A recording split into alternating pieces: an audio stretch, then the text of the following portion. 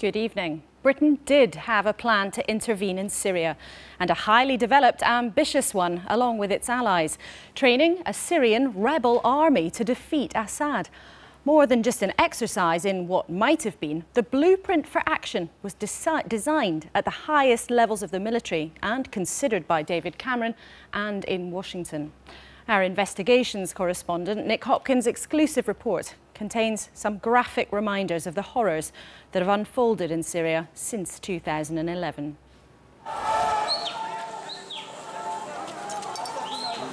There were never going to be easy solutions to Syria. So much blood has been spilled and so many lives lost. In a region where the credibility of the West has been shattered since the Iraq War. So it wasn't difficult to see why the West chose to sit this one out. The British military seemed reluctant to get involved. Or so it seemed. Senior defence sources have told Newsnight that Britain did, in fact, have a secret plan for intervening in Syria. It was the brainchild of General David Richards, Britain's most senior officer, who told Downing Street there were only two ways of ending the bloodshed quickly. The first was to let Assad win. The second was to defeat him. To defeat him, he recommended training and equipping a substantial army of Syrian rebels. The plan was not without risks, but doing nothing, he argued, was the worst of all options. The plan was called Extract, Equip, Train. 100,000 Syrian rebels would be vetted, recruited, and taken out of the country, probably to Jordan and Turkey, for training by Western countries, including the UK and Gulf allies. Once the army was ready, after around 12 months, it would march on Damascus. The army would do so under the cover of Western and Gulf air power, a shock and awe attack that would allow the Syrians themselves to defeat Assad. Amid the chaos and carnage, this offered a middle ground between training and insurgency and the politically impossible notion of putting Western boots on the ground. It's been humbling, I can't tell you. A veteran of many conflicts and regarded as an arch-pragmatist, General Richards had a team of defence analysts fleshing out his ideas.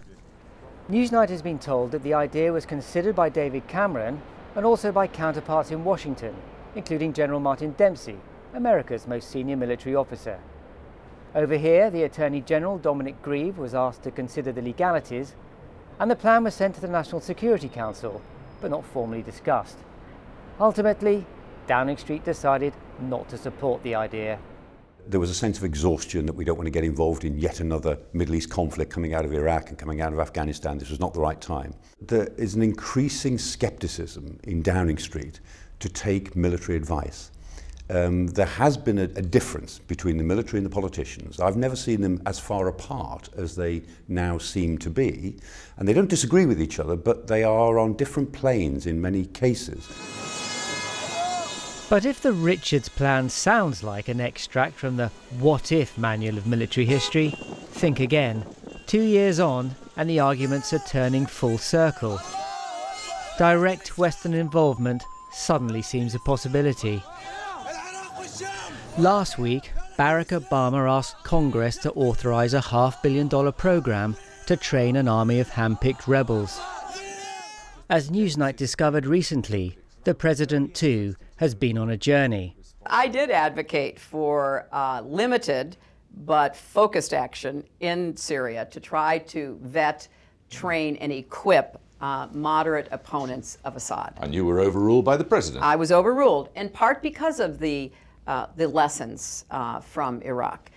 I think President Obama's present plan has echoes of what was being talked about 2 years ago in 2012. The difference then was that in 2012 the conditions were more favourable to something like this having a useful influence, if not working completely. Now the plan is probably too little too late and is being enacted in a situation which is getting worse, not better. Western policymakers, in a sense, have got to have the courage to do nothing and to work on what comes after that civil war. Evidence of chemical weapons attacks in Syria last year finally persuaded David Cameron to seek Commons authority for military action. He lost. Yesterday saw the final phase of an operation to destroy Syria's chemical weapons. The handover has been a rare success for the international community. Syria remains in chaos, and there is deep regret among some Syrian opposition leaders who wish the West had intervened long ago and are still urging greater support. The international community did not intervene to prevent those crimes. At the same time, also did not actively supported the moderate elements on the ground. A huge opportunity was missed, and that opportunity could have saved tens of thousands of lives, actually, and could have saved also a huge humanitarian catastrophe. In Iraq and Afghanistan, the West intervened aggressively and came to regret it. In Syria, it has done very little. And the question remains, is that a lesson learned or an opportunity lost?